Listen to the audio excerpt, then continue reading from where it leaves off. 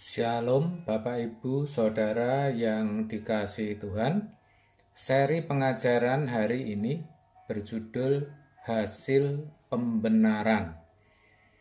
Saudara, seperti sudah saya jelaskan bahwa sesungguhnya orang yang sudah menerima Tuhan Yesus atau menjadi orang Kristen, sesungguhnya ia sudah beroleh pembenaran karena penebusan oleh darah Kristus, karena imannya, sadar atau tidak, mau atau tidak. Lalu pertanyaannya, apa hasil atau akibat dari pembenaran atau dibenarkan di hadapan Allah itu? Nah, untuk mengetahui jawabannya, kita akan baca terlebih dahulu apa yang tertulis dalam Roma 5 ayat 1. Demikian, sebab itu kita yang dibenarkan karena iman, kita hidup dalam damai sejahtera dengan Allah oleh karena Tuhan kita Yesus Kristus. Saudara, ayat ini menegaskan bahwa ketika kita dibenarkan karena iman, kita hidup dalam damai sejahtera dengan Allah. Perhatikan kata "dengan", yang mana dalam kalimat itu artinya kita telah diperdamaikan dengan Allah. Dalam arti sudah berdamai, tidak lagi menjadi seteru atau musuh Allah.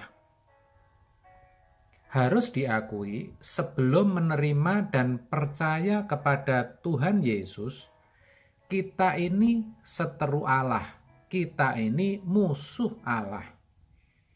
Tetapi ketika kita menerima Yesus, kita diperdamaikan dengan Dia, meskipun sesungguhnya ketika itu kita masih hidup dalam daging. Itu berarti secara de facto atau kenyataan, karena kita masih hidup dalam daging, masih sering berbuat dosa, kita ini masih menjadi seteru atau musuh Allah. Tetapi secara de jure, secara status, kita diperdamaikan dengan Dia. Itulah sebenarnya yang dimaksud dalam Roma 5 ayat 10, di mana dikatakan, sebab jikalau kita ketika masih seteru, perhatikan, ketika masih seteru, diperdamaikan dengan Allah oleh kematian anaknya, lebih-lebih kita yang sekarang telah diperdamaikan, pasti akan diselamatkan oleh hidupnya. Ayat ini tidak mudah dipahami, saudara. Bahkan sepertinya membingungkan. Tetapi kalau kita baca dengan teliti, cermat, beberapa kali, kita akan jadi tahu, tentu oleh hikmat Roh Kudus, saudara.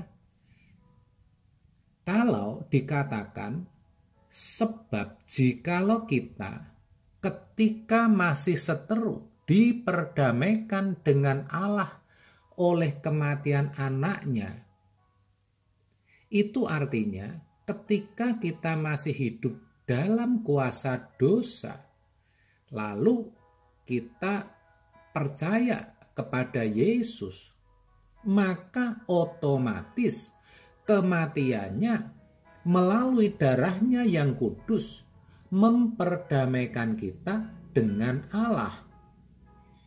Jadi perdamaian itu masih sebatas status, saudara. Ingat, keadaan ketika kita terima Yesus, kita masih ada dalam kuasa dosa. Lagi pula, namanya hidup dalam damai sejahtera dengan Allah itu yang dikatakan dalam Roma 5 ayat 1 tadi. Tentu kita harus benar-benar kudus, bukan? Padahal kita masih berbuat dosa. Jadi adalah tidak mungkin Allah yang Maha Suci itu bersentuhan dengan kita. Begitu logikanya, saudara. Lalu bagaimana agar kita bisa benar-benar hidup dalam damai sejahtera dengan Allah? Bagaimana agar kita bisa benar-benar berdamai dengan Allah? Penjelasannya ada di ayat 10 bagian yang kedua, di mana dikatakan lebih-lebih kita yang sekarang telah diperdamaikan pasti akan diselamatkan oleh hidupnya.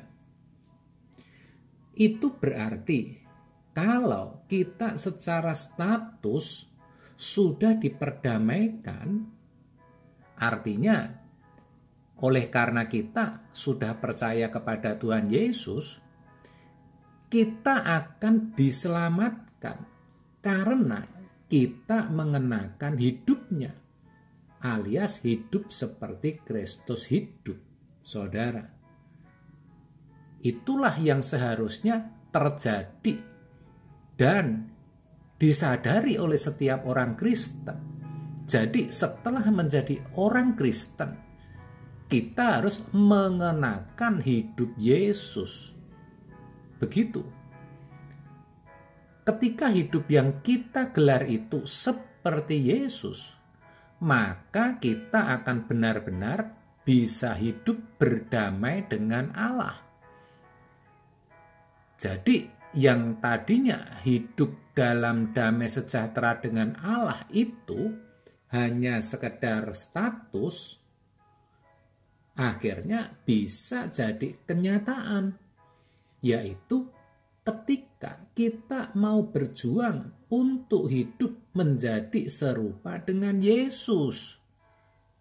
Dan keadaan itulah yang dimaksud dengan kalimat pasti akan diselamatkan oleh hidupnya dalam Roma 5 ayat 10 tadi, bagian yang B, saudara. Mudahnya, ketika kita sudah berhasil hidup seperti Yesus, kita akan benar-benar baru bisa dikatakan berdamai dengan Allah dan memperoleh keselamatan, alias berhasil dikembalikan ke rancangan semula. Itu artinya hasil pembenaran karena kematian Kristus, yaitu keselamatan kekal itu, tidak serta-merta atau langsung dialami orang Kristen, atau seketika itu juga ketika seseorang menjadi Kristen. Tetapi baru akan dialami setelah seseorang mengenakan hidup Yesus. Jadi kesimpulannya, kalau orang Kristen itu hidup dalam perjuangan untuk menjadi seperti Yesus, bisa dikatakan ia telah sedang dan akan beroleh keselamatan kekal. Itu menjadi suatu kepastian, saudara.